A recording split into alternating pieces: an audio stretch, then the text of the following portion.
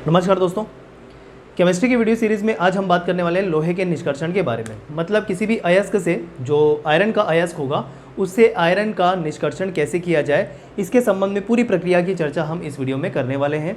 इसके पिछले वीडियो में हमने तांबे के निष्कर्षण के बारे में बात की थी, जिसमें संपूर्ण प्रक्रिया हमने तांबे से संबंधित देख ली थी।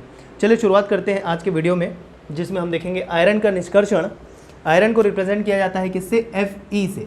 ठीक है, अब इसके कौन कौन से अयस्क होते हैं ये मैंने सबसे पहले वीडियो में बता रखा है। चाहे वो कार्बोनेट हो, चाहे ऑक्साइड अयस्क हो, या हाइड्राइड अयस्क हो, या सल्फाइड अयस्क हो, पूरी बातें मैंने बता दी है कि आयरन का अयस्क कौन कौन सा होगा। ठीक है, वो आपको नाम के सहित याद होना चाहिए। मैं हर वीडियो में आपको याद दिलाता हूँ। ठीक, तो जो भी छात्र इस वीडियो को पहली बार देख रहे हैं, प्लीज़ ऐसा मत कीजिएगा, कुछ भी समझ में नहीं आएगा। शुरुआती वीडियो से शुरू करते हुए आप इस वीडियो को देखिएगा। चलिए देखिए, आयरन का निष्कर्षण करना है अयस्क से, जो आयरन का अयस्क होगा। अब आयरन के जो अयस्क हैं उसमें मुख्यतः हमको ऑक्साइड और कार्बोनेट अयस्कों से ही आयरन का निष्कर्षण करना है। ठीक है, देखिए जैसे कि मैंने आपको बताया अयस्क और खनिज में क्या अंतर है।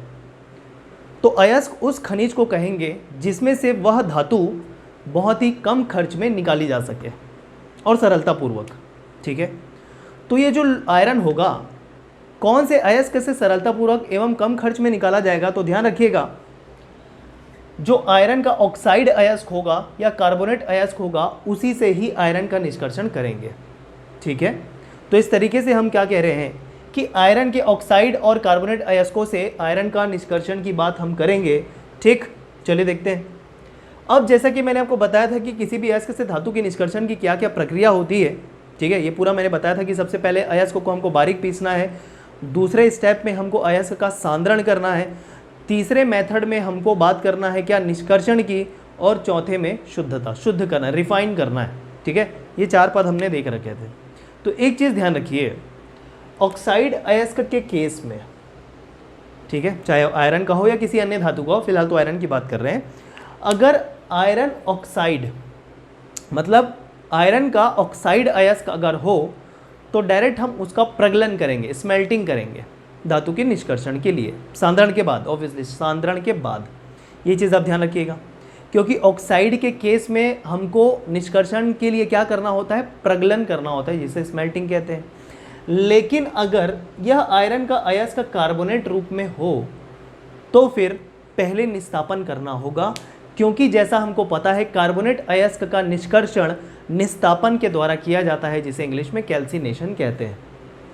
क्लियर है? इतनी बातें पूरा डिटेल में हमने देख रखा है। जो मैं बोल रहा हूँ वो भी सुन लीजिए, और इसके पहले वही बातें मैंने बहुत ही डिटेल में भी कही हुई है। ठीक, तो ऑक्साइड के केस में डायरेक्ट क्या होगा? प्रगलन की प्रक्रिया यहाँ से। लेकिन कार्बोनेट अयस्क के केस में, ठीक है, उसमें आपको पहले निस्तापन करना होगा। निस्तापन करने के बाद वो ऑक्साइड में परिवर्तित होगा, और जब ऑक्साइड में परिवर्तित हो जाएगा फिर प्रगलन करना है। ठीक है, जिसको अपचयन भी कहते हैं। इतनी बातें क्लियर है? ठीक है, तो इस तरीके से आयरन और कार्बोनेट अयस्कों से आयरन को निकालना ईजी होता है, कम खर्च में। अब देखिए कौन कौन सा आयरन का ऑक्साइड अयस्क है। तो ये Fe2O3, Fe3O4, माफ़ कीजिए, ये Fe3O4 है। ठीक है, Fe2O3 और Fe3O4, ये चीज़ आप ध्यान रखेंगे। ये आयरन के ऑक्साइड अयस्क हैं। इसको क्या कहा जाता है? हेमेटाइट, और इसको क्या कहा जाता है? मैग्नेटाइट। ठीक है, हेमेटाइट और मैग्नेटाइट दोनों आयरन के ऑक्साइड अयस्क हैं। कार्बोनेट अयस्क की बात कर लेते हैं तो सीडेराइट। ठीक है, सीडेराइड, FeCO3 दिख रहा है, CO3 मतलब कार्बोनेट अयस्क है आयरन का। ठीक है, तो जब इन दोनों की बात करेंगे तो डायरेक्ट इनका प्रगलन होगा। लेकिन अगर FeCO3 है, सीडेराइट है, तो उसका पहले निस्तापन करना पड़ेगा, क्योंकि कार्बोनेट से ऑक्साइड में परिवर्तित करना है। क्लियर हो गया? ठीक, चलिए अब सबसे पहले अयस्क को बारीक पीसना है। वो बात तो हम करेंगे ही नहीं, क्योंकि हर केस में वो बारीक पीसने वाला कार्य किया जाता है। अयस्क को सबसे पहले बारीक चूर्ण में। दूसरा स्टेप होता है अयस्क का सांद्रण करना। तो अब देखिए, जो आयरन के अयस्क होते हैं उसका सांद्रण चुंबकीय पृथक्करण विधि या गुरुत्वीय पृथक्करण विधि के द्वारा किया जाएगा। ये चीज़ आप ध्यान रखिए। गुरुत्वीय पृथक्करण विधि मैंने डिटेल में आपको बता दिया था, और चुंबकीय पृथक्करण विधि बताने को रह गया था, जो मैं आपको अभी बता दूंगा। ठीक है, तो सांद्रण की विधि, एक चुंबकीय पृथक्करण विधि मैंने एक्सप्लेन नहीं किया था, जिसको मैं अभी आपको एक्सप्लेन कर दूंगा। यह चुंबकीय पृथक्करण विधि उस धातु के अयस्क में प्रयोग लाई जाएगी जिसमें चुंबकत्व गुण होता है, जिसमें चुंबकीय गुण होता है। ठीक है, जिस भी धातु में चुंबकीय गुण होता है उसमें यह चुंबकीय पृथक्करण विधि, जिसे इलेक्ट्रोमैग्नेटिक सेपरेशन मेथड भी कहा जाता है, प्रयोग में लाया जाएगा। जैसे आयरन चुंबकीय गुण होता है, निकेल चुंबकीय गुण होता है। इन धातुओं के निष्कर्षण सांद्रण के लिए यह विधि प्रयोग में लाई जा सकती है। एकदम क्लियर। तो चलिए ये मैं विधि आपको बताने वाला हूँ, चुंबकीय पृथक्करण विधि। देखिए इसमें क्या होता है, दो व्हील होते हैं, दो चक्के होते हैं जिसपे बेल्ट लगा होता है। इस तरीके से बेल्ट लगा रहता है और ये चक्का घूमते रहता है, तो बेल्ट भी इस तरीके से घूमते रहेगा, ऐसा गोल। ठीक है, आटा चक्की में हमने देखा होगा। तो इस तरीके से ये पैरेलल दो व्हील होते हैं, चक्के होते हैं जो घूमते रहते हैं और उस पर बेल्ट लगा होता है, पट्टी लगी होती है। अब इसमें क्या किया जाता है, बारीक पीसे अयस्क को डाल दिया जाता है और इसमें से जो एक चक्कर रहता है, एक जो चक्कर रहता है वो उसमें चुंबकत्व होता है, चुंबकत्व होता है। ठीक है, इससे होगा क्या, ये अयस्क जाके यहाँ पर पहुँच जाएगा और अयस्क गिर जाएगा नीचे। ठीक, अब इससे होगा क्या, देखिए अयस्क में अशुद्धियाँ भी है और धातु भी है जिसमें चुंबकीय गुण होगा। चुंबकीय गुण वाला मतलब जो धातु होगा वो इस मैग्नेटिक व्हील में चिपका होगा काफ़ी देर तक। कब तक, जब तक ये पूरा नीचे नहीं आ जाता। ठीक है, तो एक तरीके से अगर देखें, यहाँ पर दो पात्र रखे होते हैं, यहाँ पर दो पात्र रखे होते हैं। जो चुंबकीय गुण वाला धातु होगा वो चक्के में चिपके होने के कारण एकदम नीचे आके गिरेगा यहाँ पर। ठीक, और चूंकि जिसमें अशुद्धियाँ है, इसमें अशुद्धियाँ भी है, वो स्पीड के कारण चक्के से थोड़ा दूर जाके गिरेगा, मतलब यहाँ पर, ये यहाँ पर। ठीक है, तो यहाँ पर हमको मिल गया मेटल मतलब धातु और यहाँ पर हमको मिल गया अशुद्धि। ये होता है चुंबकीय पृथक्करण। चुंबकीय व्हील से चिपका हुआ होने के कारण ये इधर आने के बाद गिरता है, कौन, मेटल, जबकि अशुद्धियाँ पहले ही नीचे गिर जाती है। तो इस तरीके से अशुद्धियों को और मेटल को अलग अलग कर लिया जाता है चुंबकीय पृथक्करण मेथड के द्वारा, क्योंकि चक्का चुंबकत्व गुण वाला होता है, मतलब उसमें चुंबकीय आवेश होता है। एकदम क्लियर है, ये मेथड है, आप समझ लीजिए। ये पूरा डायग्राम के साथ मैंने बता दिया। ठीक है, बस इतना ही है और कुछ नहीं है। बस इतना ध्यान रखना है कि जिस मेटल में भी चुंबकीय गुण होगा उस मेटल के लिए यह पृथक्करण की विधि या सांद्रण की विधि प्रयोग में लाई जाएगी। क्लियर है, ये तो हमने पहले ही देख लिया था। गुरुत्वीय पृथक्करण या जिसे द्रवी धवन भी कहते हैं, हाइड्रोलिक वॉशिंग जिसे कहते हैं, देख लिया था। सांद्रण हो गया। ठीक, अब सांद्रित अयस्क का क्या करते हैं, निष्कर्षण करते हैं। तो जैसा कि मैंने आपको बताया, आयरन का निष्कर्षण अगर करना है, और वो केस किस केस में, जब वह अयस्क कार्बोनेट वाला हो। ठीक है, तो उसके लिए पहले करना पड़ेगा निस्तापन, कैल्सिनेशन। ठीक है, अब कैल्सिनेशन क्या करते हैं कि गर्म करते हैं, उस अयस्कों को गर्म किया जाता है ऑक्सीजन की अनुपस्थिति में। यह मैंने आपको बात बताया था। ठीक है ना, बिल्कुल। चलिए फिर देखें, निस्तापन FeCO3 मतलब सिडेराइट मतलब कार्बोनेट अयस्क के केस में किया जाएगा और उसमें होने वाली प्रक्रिया को देखिए। यहाँ पर क्या होगा, FeCO3 गर्म करने पर टूट जाएगा फेरस ऑक्साइड और CO2 गैस में। ठीक है, CO2 गैस में, और फिर ये फेरस ऑक्साइड FeO ऑक्सीजन के साथ क्रिया करके बना लेगा Fe2O3। ठीक है, Fe2O3। अब एक चीज़ मैंने कहा है, वायु या ऑक्सीजन की अनुपस्थिति में होगा। तो देखिए ये जो पहली प्रक्रिया है ये निस्तापन वाली प्रक्रिया, जिसमें वायु की अनुपस्थिति है, बस गर्म कर रहे हैं इसमें। ठीक है, लेकिन जब ये प्राप्त होता है हमको क्या, फेरस ऑक्साइड FeO जब प्राप्त होता है तो वो ज़्यादा स्टेबल नहीं हो पाता, मतलब वो स्टेबल नहीं रहता है, स्थायी नहीं रहता है। तो इससे खतरा क्या बना होता है, अगर ये FeO हो तो ये सिलिका के कांटेक्ट में आने पर धातुमल बना सकता है। ठीक है, इसके कम स्थायित्व होने के कारण अगर ये सिलिका के कांटेक्ट में आ गया तो ये धातुमल बना लेगा और जो हमको चाहिए आयरन वो नहीं मिल पाएगा। इस कारण फिर क्या किया जाता है, इस फेरस ऑक्साइड को FeO को ऑक्सीजन से क्रिया कराई जाती है और फिर प्राप्त हो जाता है Fe2O3, और ये Fe2O3 स्थायी होता है। ठीक है, मतलब ये धातुमल नहीं बनाएगा सिलिका के साथ क्रिया करके, इस कारण ऐसा हो रहा है। बात समझ में आ गई। तो ये हमको प्राप्त हो गया, ऑक्साइड अयस्क के रूप में प्राप्त हो गया, Fe2O3 प्राप्त हो गया। अब जब ऑक्साइड अयस्क प्राप्त हो गया तब हम इसका क्या करने वाले हैं, प्रगलन करने वाले हैं। डायरेक्ट यही होता हमारे पास तो प्रगलन स्टार्ट करते, लेकिन शुरू में हमारे पास FeCO3 था, करके हमने निस्तापन किया, फिर उसके बाद हमको ये मिला। तो जब ऑक्साइड मिल गया तो करेंगे क्या, प्रगलन, जिसे अपचयन भी कह सकते हैं, क्योंकि प्रगलन में बेसिकली अपचयन की प्रक्रिया होती है। ठीक है, ये चीज़ आप ध्यान रखेंगे। तो स्मेल्टिंग कहा जा रहा है या रिडक्शन कहा जा रहा है इसको। चलिए देखिए इसमें क्या होगा। प्रगलन की प्रक्रिया ध्यान रखेंगे वात्या भट्टी में होती है, एक विशेष प्रकार की ब्लास्ट फर्नेस में, ध्यान रखिएगा। अब वो एक इक्विपमेंट होता है, ठीक है, वात्या भट्टी इस प्रकार का एक इक्विपमेंट होता है, ठीक है, ये इस तरीके से इक्विपमेंट होता है जिसमें 2 निकास द्वार होते हैं। ठीक, ऊपर वाले निकास द्वार से धातु मल प्राप्त किया जाता है, समझ लीजिए डायग्राम के थ्रू, और नीचे वाले निकास द्वार से धातु प्राप्त किया जाता है। धातु मल को क्या कहते हैं, स्लैग, जो हमारे काम की चीज़ नहीं होती है ना, वो धातु मल ऊपर वाले नल से प्राप्त किया जाता है, ऊपर वाले छिद्र से प्राप्त किया जाता है, जबकि धातु नीचे पाया जाता है पूरी प्रक्रिया होने के बाद। तो धातु नीचे वाले निकास द्वार से प्राप्त किया जाएगा जो रिक्वायर्ड है हमारा।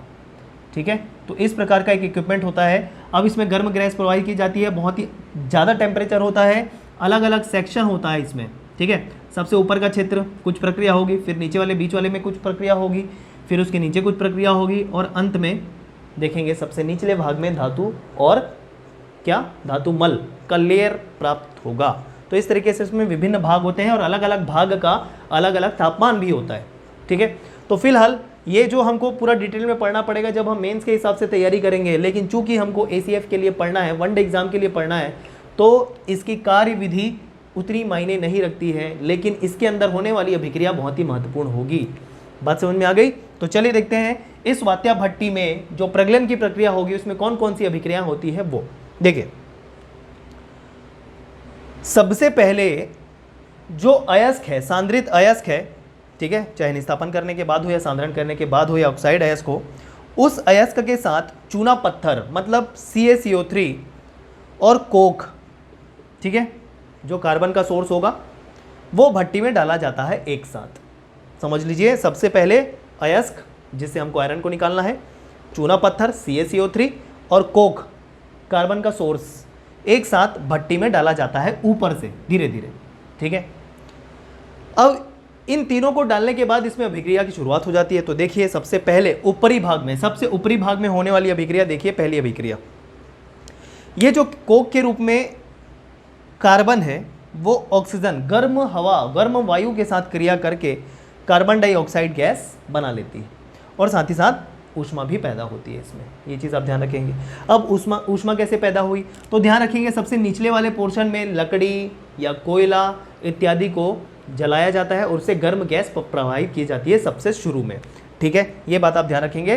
तो सबसे पहले कार्बन और ऑक्सीजन मिलकर कार्बन डाइऑक्साइड गैस बनाएंगे और फिर साथ ही साथ कार्बन डाइऑक्साइड जो यहाँ से प्राप्त हुआ है वो फिर से कार्बन के साथ संयुक्त होकर कार्बन मोनोऑक्साइड बना लेगा।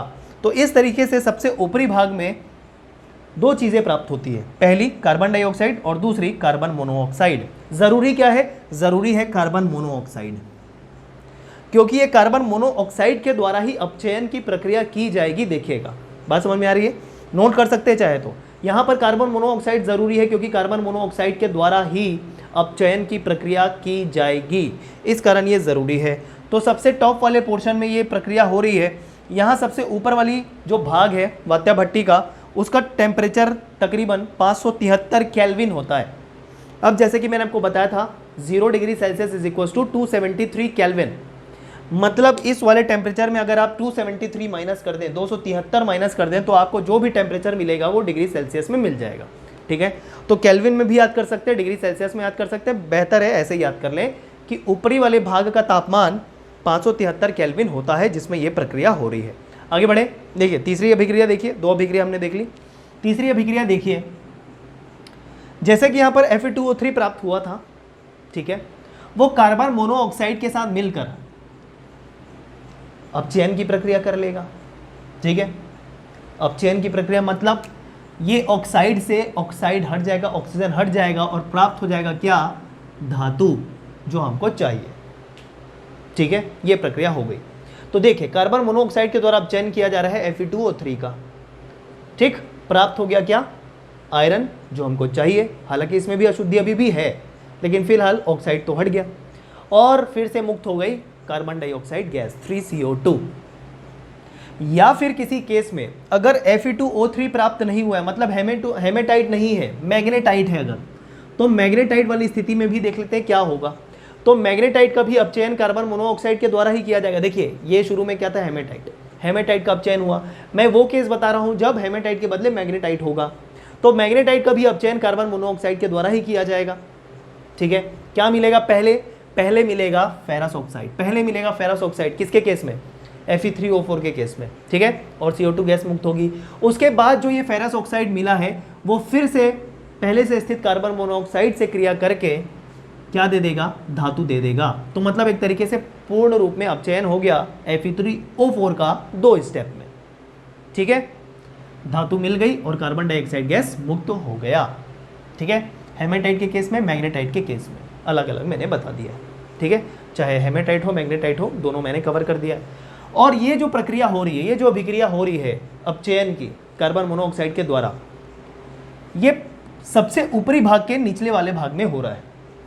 ठीक है, और इस वाले क्षेत्र को, इस वाले भाग को जिसमें वात्या भट्टी में ये हो रहा है, उस वाले भाग को कहा जाता है ऊपरी अपचयन भाग। ठीक है, ऊपरी अपचयन भाग वात्या भट्टी का। क्लियर है, इसमें टेम्परेचर रहेगा 900 केल्विन से 1123 केल्विन के मध्य। ठीक, एग्जैक्ट कहीं भी नहीं रहता है, इतना आप रेंज याद कर लीजिए। और जो भी इसके बाद ये जो प्राप्त हो रहा है ना, ये जो धातु प्राप्त हो रहा है, मतलब आयरन प्राप्त हो रहा है, वो स्पंजी आयरन कहलाता है, स्पॉन्जी आयरन कहलाता है। ये ध्यान रखेंगे आप। ठीक है, तो ऊपरी अपचयन वाले भाग में अपचयन के पश्चात जो लोहा प्राप्त होता है, जो पूर्ण रूप से शुद्ध नहीं है, उसे कहेंगे स्पंजी आयरन। चलिए आगे बढ़ते हैं।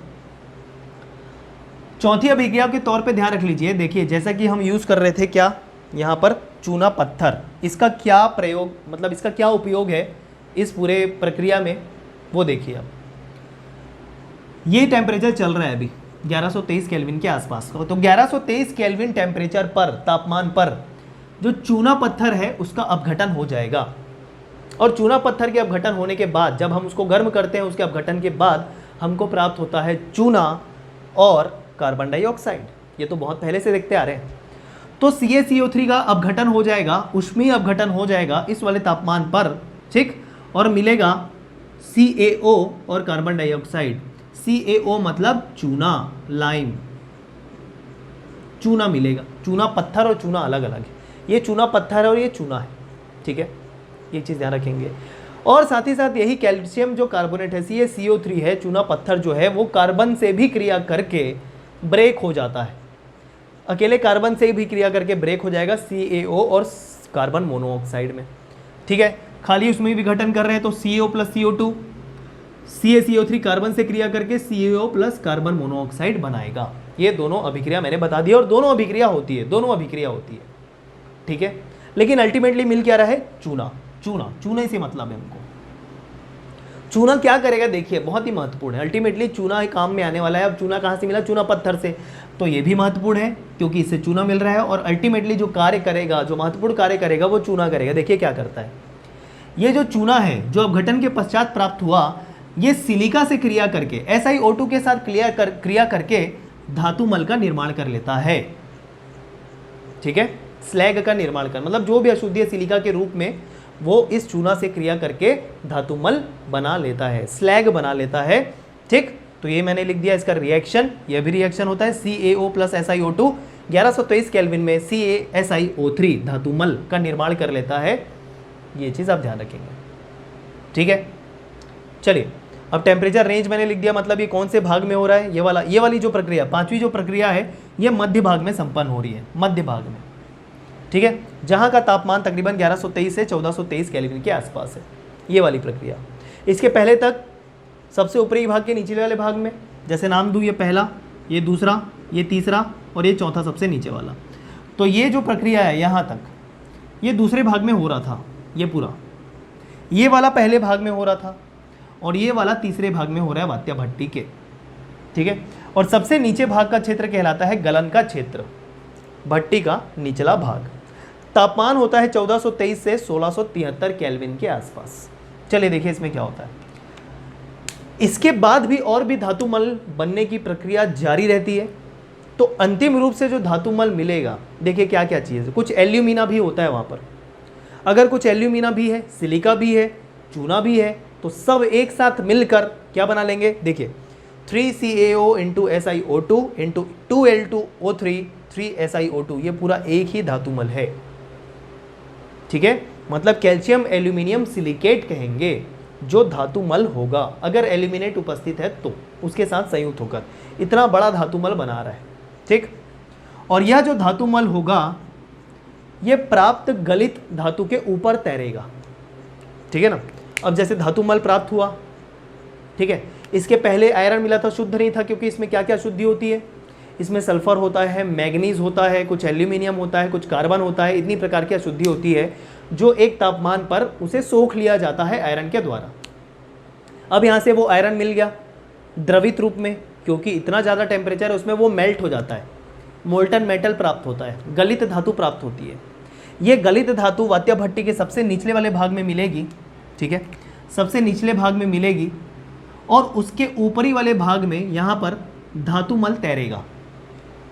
ठीक है, तो धातुमल जो द्रवित धातु पर तैरता है। अब इसके पीछे रीज़न ये है कि धातुमल का घनत्व हमेशा धातु के घनत्व से कम होता है, और जिसका घनत्व कम होगा, डेंसिटी कम होगी, वो ऊपर तैरेगा, और जिसका घनत्व ज़्यादा होगा वो नीचे रह जाएगा। तो यहाँ पर ऑब्वियस ही बात है, धातु का घनत्व मतलब डेंसिटी ज़्यादा रहने वाली है, तो वो निचले हिस्से में होगा, जबकि धातुमल उसके ऊपर तैरेगा। तो इस कारण ऊपर वाले छिद्र से धातुमल निकाल लिया जाएगा और नीचे वाले छिद्र से धातु निकाल लिया जाएगा। इस प्रकार का पूरा अरेंजमेंट होता है वात्या भट्टी में। क्लियर हो गई बातें। ठीक, और लास्ट स्टेप आप देख लीजिए, निचले भाग में भी देखिए शुरू में क्या था, कार्बन था। ठीक, अब क्या होगा देखिए, CO2 कार्बन से अपचयित होकर कार्बन मोनोऑक्साइड बना लेता है फिर से निचले वाले भाग में। ये प्रक्रिया चली रही है, CO2 CO मतलब कार्बन से CO2 बनना, कार्बन से CO बनना, ये प्रक्रिया चल ही रही है ऊपर से लेकर नीचे तक। तो नीचे में भी प्रक्रिया हो रही है क्या, CO2 कार्बन से अपचयित हो जाएगा चूंकि कार्बन उपस्थित है, और फिर कार्बन मोनोऑक्साइड बना लेता है। और यही कार्बन मोनोऑक्साइड किस काम में आ रहा था, ऊपर देखिए, ये जो कार्बन मोनोऑक्साइड था किसके काम आ रहा था, इसको अपचयित करने के काम आ रहा था।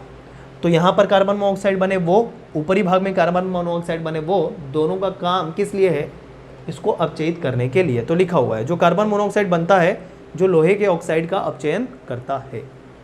ठीक है, अपचयन के बाद ही हमको क्या प्राप्त होता है, धातु, पूर्ण रूप से धातु जिसमें कुछ अशुद्धियाँ होती है। ठीक है, और इस प्रकार जो प्राप्त लोहा होता है, प्राप्त आयरन होता है, उसे हम कहते हैं ढलवा लोहा या कास्ट आयरन। कार्बन की प्रतिशत मात्रा उसमें होती है 2 से 4% के आसपास। ठीक है, इतनी बातें आप ध्यान में रखेंगे। फिर जो ढलवा लोहा प्राप्त होता है वात्या भट्टी से, मतलब ये पूरी प्रक्रिया के बाद उससे रॉट आयरन बनाया जाता है जिसे पिटवा लोहा कहते हैं, जिसमें कार्बन की मात्रा कम की जाती है। ये बात आप ध्यान में रखेंगे। तो ये हो गया पूरे किसी भी अयस्क से, मतलब जो आयरन का अयस्क होगा उससे आयरन के निष्कर्षण की पूरी प्रक्रिया और वात्या भट्टी में होने वाली अभिक्रिया। मतलब देखिए जितनी भी अभिक्रिया हो रही है, मतलब प्रगलन हो रहा है, वो वात्या भट्टी के अंदर हो रहा है। तो इससे प्रश्न वात्या भट्टी से बनते हैं, महत्वपूर्ण है। ठीक है दोस्तों, तो चलिए फिर मिलते हैं अगले वीडियो में। धन्यवाद।